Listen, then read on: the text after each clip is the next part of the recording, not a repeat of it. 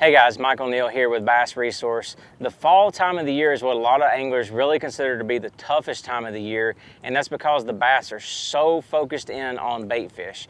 You really have to be mindful of your presentations, your colors, your shapes, and your sizes. Matching the hatch that time of year is probably more critical than any other time.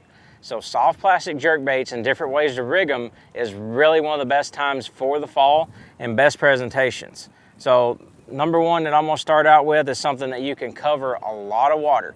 Vibrating jigs over the last 6 or 8 years have been super popular among tournament anglers, weekend anglers, everywhere in between.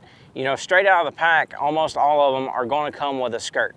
But in the fall, like I just got through saying, they're so focused in on those bait fish. The more streamlined, the more you can make it look like an actual bait fish, the better you're gonna be.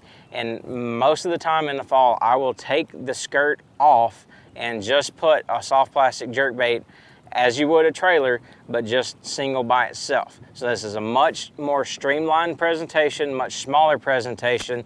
I like a 4-inch bait. Typically in the fall, these fish are starting to key on the smaller bait, even sometimes 2 inches long. You get too small, it's really hard to mimic with anything that you can actually throw and be very efficient with. But a 4-inch like this Sensation Slim Minnow on here is going to be really good. For a vibrating jig, I like one that doesn't have a slit. I like a solid one and a very thin, streamlined profile. A vibrating jig or a chatterbait is very well known for its hunting action.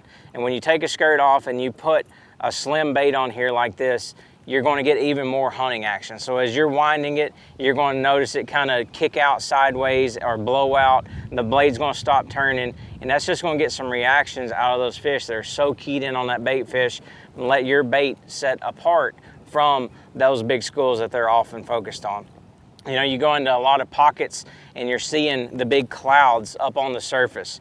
And wherever you're starting to see that is always a good place to start. But there's no good one place to go in the fall. Sometimes it's main lake points. Sometimes it may be wind-blown sides of pockets. Sometimes it may be the very backs. So when you're needing to cover water and figure out what depth area, what range those fish are moving into, that's when the vibrating jig to me is the best. I like a 3/8 ounce in the fall. A lot of times, a lot of these fish that you're chasing are in really shallow water, and that's why the 3/8 to me is better, especially without having that skirt to weight your bait or to keep your bait up. It's going to act more like a 1/2 ounce almost with a 3/8 because of the skirt not being on there. So I just got through talking about the shallow water and the 3/8, and this is the only time of year that I will throw a vibrating jig on a faster reel. This is a Denali Novus Elite, and it's a 7-to-1.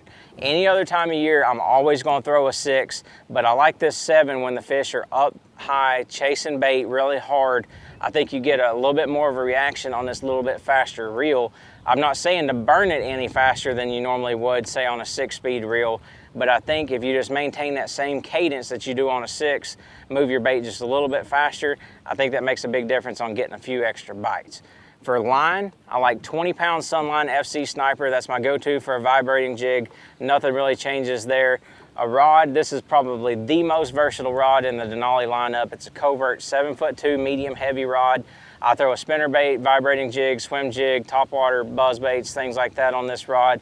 You want something with a vibrating jig that's got enough tip but to cast and skip around tight cover and things and let the fish get the bait good, but you also want some backbone to where you can drive that fish home and get him out of sometimes those heavy covered grass areas or laydowns and things like that.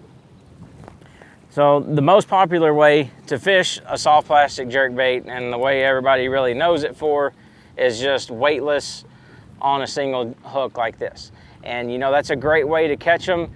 The only thing about this time of year in the fall is a lot of times this is almost too big, but the action of it is so natural to them, they really can't resist it.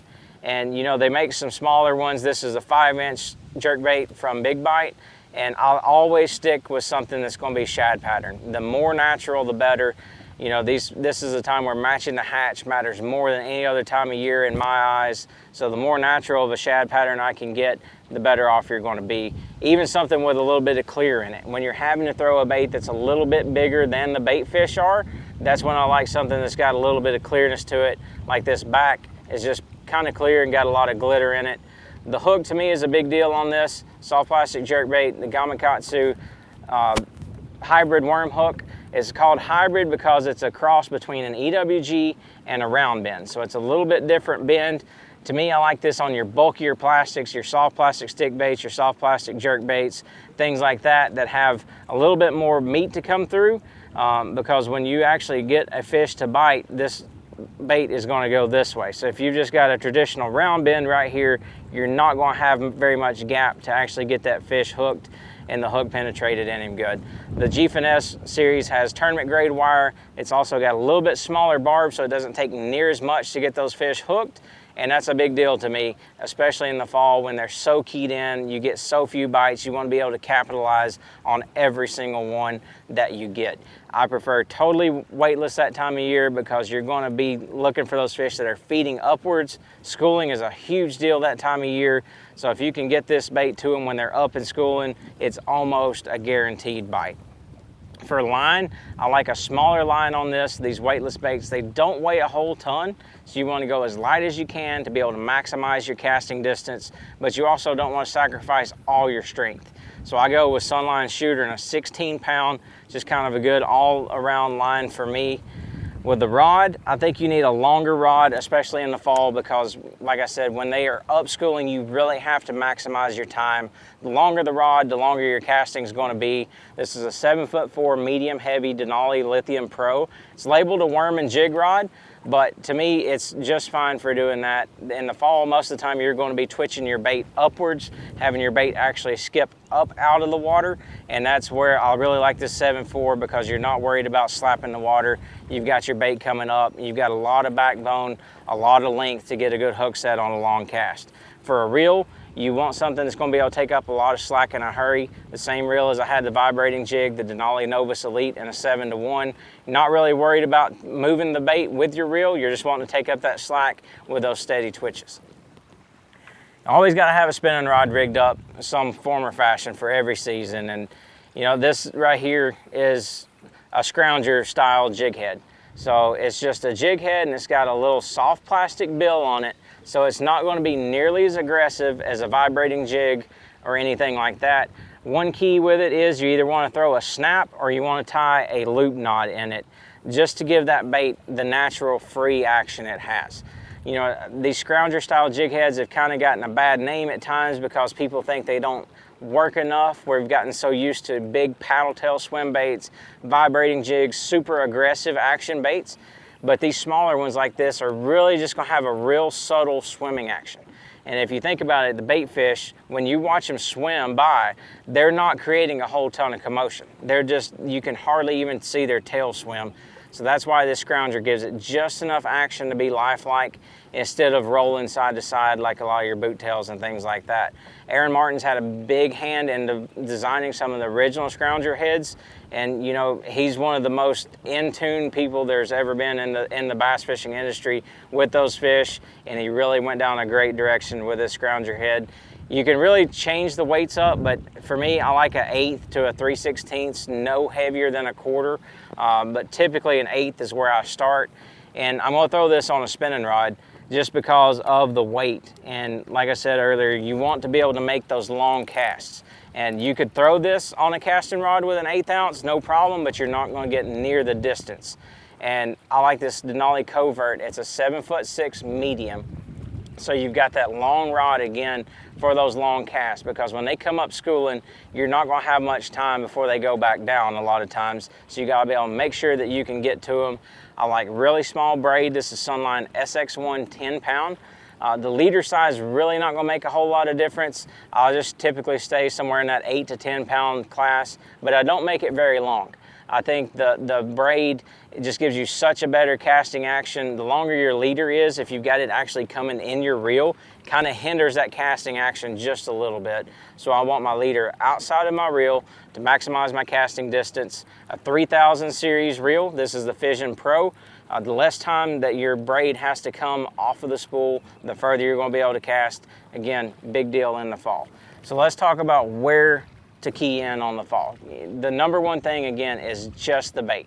So typically they're going to be more related to the creeks. In the fall, you want to go check the back of every single major creek on whatever impoundment you're fishing, whether it's a river system, you know, a big natural lake, whatever it is. Make sure you go check the backs of every creek. That's going to be my #1 stop. If they're not in those places, then I'm going to start coming out with a vibrating jig and looking just on wind-blown places, things like that. And then I'm going to work out on the points on the main lake. So points, the wind-blown sides of pockets, backs of creeks, those are my #3. If you're in a place that's really just kind of a bowl and doesn't have those options, your more natural lakes, I'm gonna look for the shallow flats. That's still where the bait's gonna be congregating. It's been out deeper, you know, all summer long. The water temperatures are getting below 70. They're really starting to think about feeding up for the winter. Bass, the #1 thing it has on its mind is those bait fish. They're transitioning to shallow flats, points, backs of creeks, backs of pockets, things like that. That's where you're going to find them. So hopefully these 3 ways to rig a soft plastic jerkbait, a scrounger head, just a traditional weightless on a single worm hook, and on a vibrating jig with no skirt. Hopefully those will help you out catch more fall bass. Check out bassresource.com for more tips.